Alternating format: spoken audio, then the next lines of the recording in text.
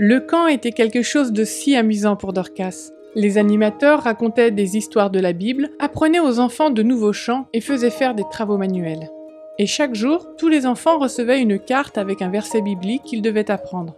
Un jour, quand Dorcas reçut sa carte, cela lui a donné une idée. Quand elle est revenue du camp, elle a demandé à son père de faire une copie de tous les versets bibliques qui se trouvaient sur ces cartes pour pouvoir les donner à ses meilleures copines de l'école. Puis, elle a invité deux d'entre elles à la rejoindre pendant la fin des vacances. « Je vous ai ramené quelque chose », leur dit Dorcas. « Ce sont des versets de la Bible. Rencontrons-nous et nous pourrons les apprendre ensemble. » Ses copines ont accepté les cartes et ont bien voulu apprendre les versets. Quand elles sont revenues le lendemain matin, elles avaient une surprise pour Dorcas. Au lieu de 2 filles, il y avait maintenant 10 enfants.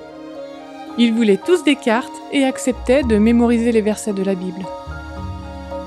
Dorcas était ébahie de voir autant d'enfants vouloir apprendre la parole de Dieu.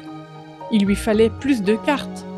Elle en donna à chaque enfant et les invita à revenir le lendemain pour apprendre les versets. Chaque jour, plus d'enfants arrivaient le matin pour réciter les versets et recevoir une autre carte. En 2 semaines, 20 enfants apprenaient les versets bibliques. Cela formait un grand groupe.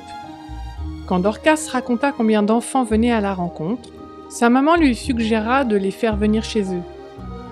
Dorcas les invita pour le mercredi et le vendredi soir. Les 20 enfants étaient bien là et avaient invité d'autres copains.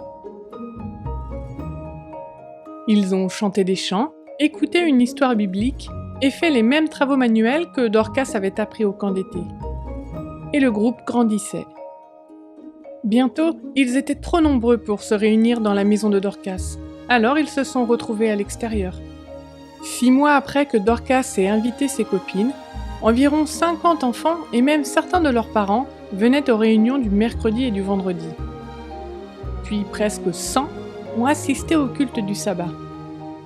Dorcas a organisé un programme régulier d'école du sabbat pour les enfants et son père et sa mère l'ont aidé pour le culte. Un jour, elle s'est rendue compte que plusieurs personnes avaient donné leur cœur à Jésus et qu'ils désiraient être baptisés. Quelle bonne nouvelle c'était là! Parce que Dorcas a laissé Dieu la guider, une toute nouvelle église a été implantée dans son village en Papouasie-Nouvelle-Guinée. Nous pouvons faire de grandes choses pour Dieu si nous suivons les idées que Jésus nous donne. Priez pour les enfants qui, comme Dorcas, aident les autres à aller à Jésus.